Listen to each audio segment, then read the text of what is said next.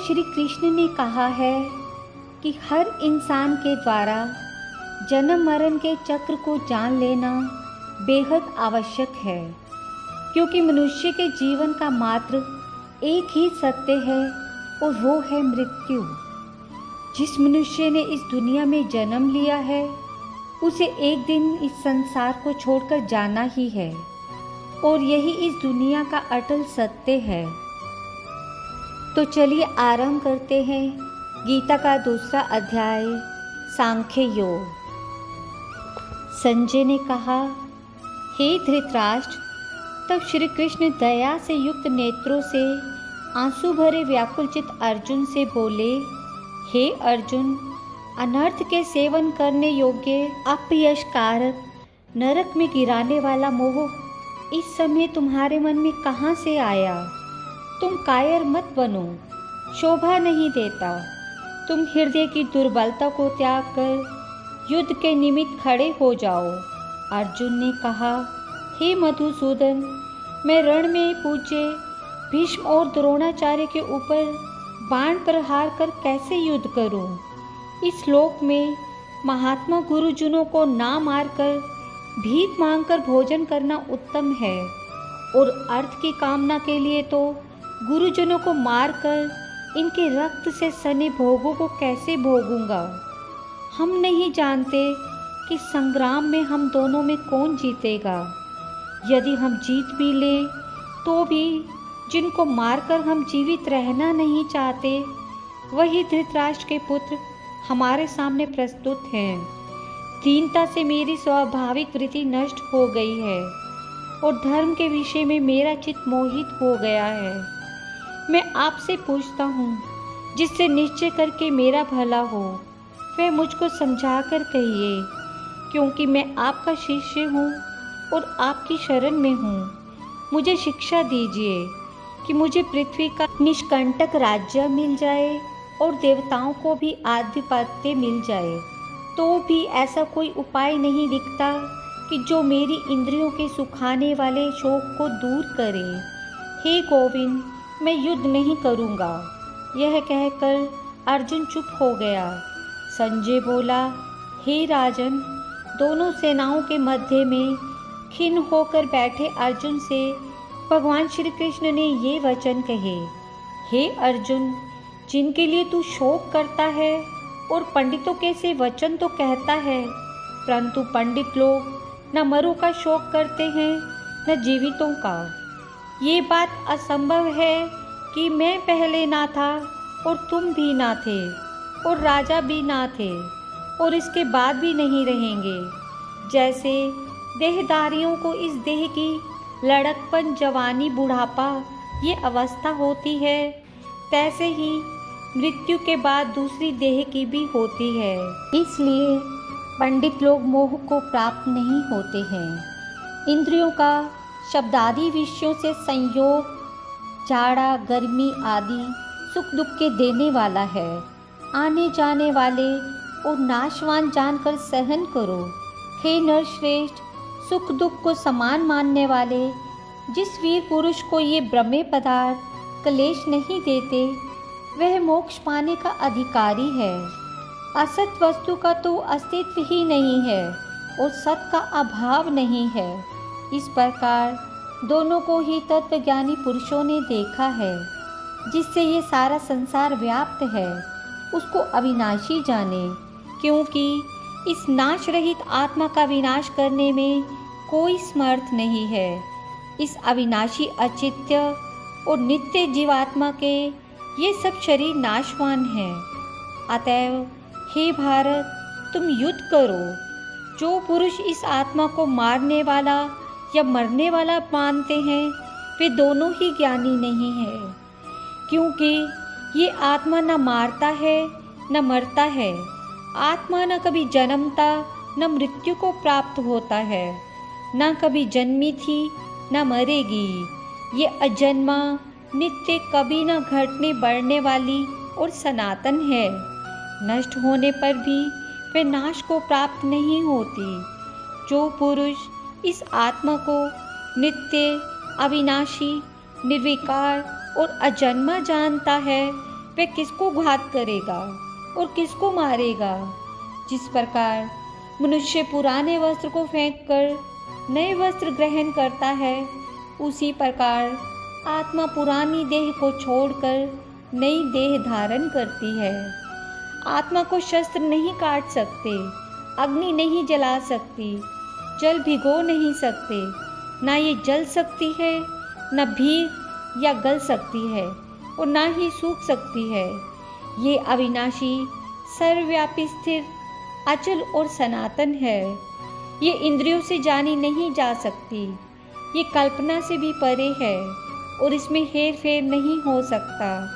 इसलिए इसे ऐसा जानते हुए तुम्हें शोक करना उचित नहीं। हे महाबाहो, यदि तुम इस आत्मा को नित्य जन्म लेने और नित्य मरने वाला मानते हो, इसका शोक नहीं करना चाहिए, क्योंकि जो जन्मा उसकी मृत्यु और जिसकी मृत्यु हुई है उसका जन्म निश्चय है। अतएव जो बात अनिवार्य है उसके लिए सोच करना व्यर्थ है। जन्म लेने से पहले क्या था किसी को मालूम नहीं। मध्य में कुछ प्रकट होता है, फिर मरने के पीछे क्या होगा कोई नहीं जानता। ऐसी दशा में किस बात का सोच करना तुमको उचित है। कोई मनुष्य तो इस आत्मा को आश्चर्य से देखता है, आश्चर्य वर्णन करता है, कोई आश्चर्य बात मानकर सुनता है, परंतु कोई देखकर, कहकर, सुनकर भी भली प्रकार नहीं जानता। सबके शरीर में ये आत्मा नित्य अविनाशी है। इस कारण जब प्राणियों के विषय तुमको सोच करना उचित नहीं, अपने धर्म को भी सोचकर तुमको घबराना उचित नहीं है, क्योंकि क्षत्रिय धर्म को पूर्व युद्ध से और कुछ भला करने वाला नहीं है। हे पार्थ, बिना इच्छा किए स्वर्ग का द्वार रूप ये युद्ध तुमको स्वतः प्राप्त हुआ है। ऐसा सुअवसर भाग्यवान क्षत्रियों को ही मिलता है। यदि तुम अपने धर्म के अनुसार इस संग्राम को ना करोगे तो अपना धर्म और बड़ाई खो बैठोगे और पाप को प्राप्त होगे। सब लोग सदा तुम्हारी अकीर्ति करेंगे और प्रतिष्ठा वाले पुरुषों के लिए अपयश का होना मृत्यु से भी बढ़कर है। ये महारथी समझेंगे कि अर्जुन डरकर संग्राम से हट गया और अब तक जो लोग तुम्हारा गान करते थे वे अपयश करने लगेंगे। शत्रु लोग तुम्हारे पराक्रम की निंदा करते हुए अनेक प्रकार के दुर्वचन कहेंगे। इससे बढ़कर दुख तुमको क्या होगा। यदि तुम युद्ध में नष्ट हो गए तो स्वर्ग के भागी होंगे। जीतने पर सब पृथ्वी तल पर राज्य करोगे। इसलिए युद्ध के निमित्त दृढ़ प्रतिज्ञ होकर खड़े हो जाओ। सुख दुख, लाभ हानि, जय पराजय, इनको समान समझकर युद्ध के लिए तैयार हो। ऐसा करने से तुम पाप को प्राप्त नहीं होगे। हे पार्थ, ये ज्ञान योग के विषय में मुझसे कहा गया। अब निष्काम कर्म योग के विषय में सुन।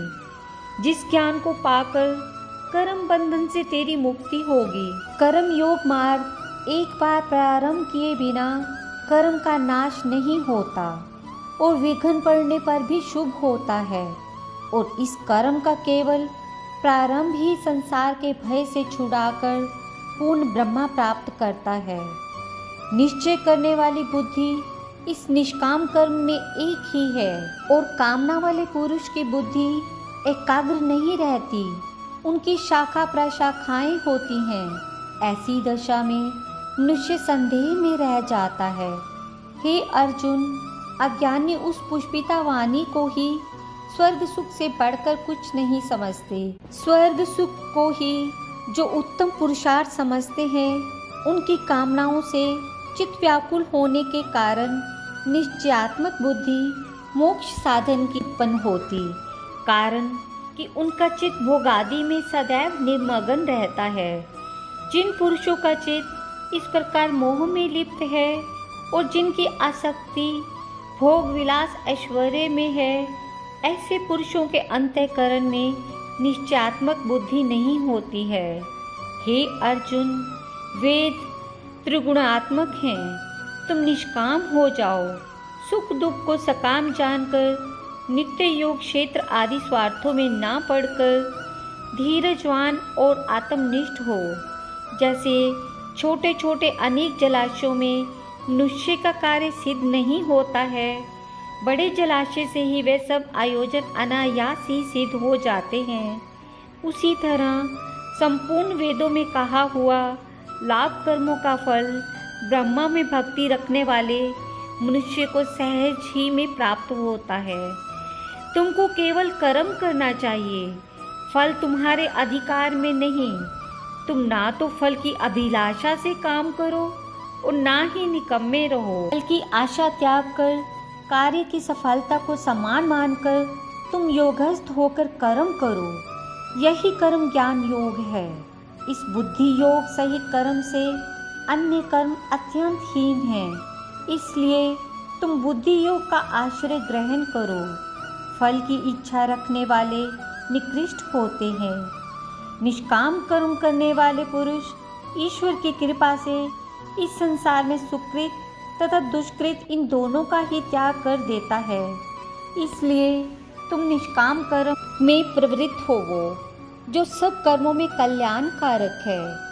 कर्म फल को त्याग कर ही बुद्धि युक्ति ज्ञानी पुरुष जन्म बंधन से हटकर मोक्ष को प्राप्त होते हैं।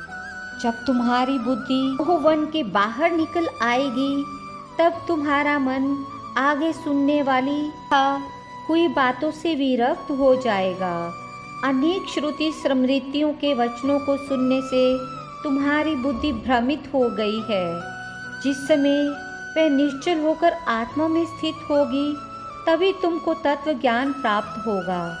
अर्जुन ने पूछा, हे केशव, आत्म स्वरूप में निश्चल बुद्धि वाला किसको कहा है?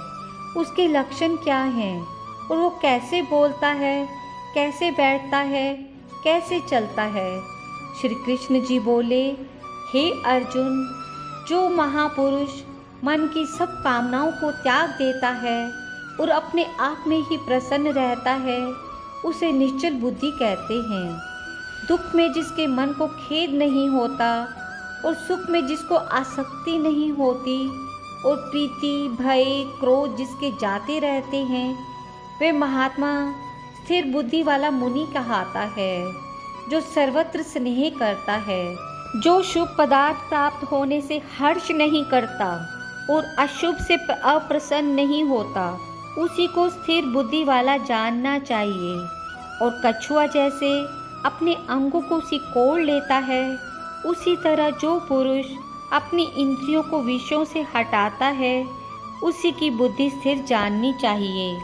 निराहारी पुरुष के विषय घट जाते हैं, परंतु विषयों में उसकी चाह बनी रहती है। पर ब्रह्मा का अनुभव होने पर चाह भी घट जाती है। हे अर्जुन, मोक्ष में प्रयत्न करने वाले विद्वान व्यक्ति को भी प्रबल इंद्रियां बलात्कार से उसके मन को जीत लेती हैं।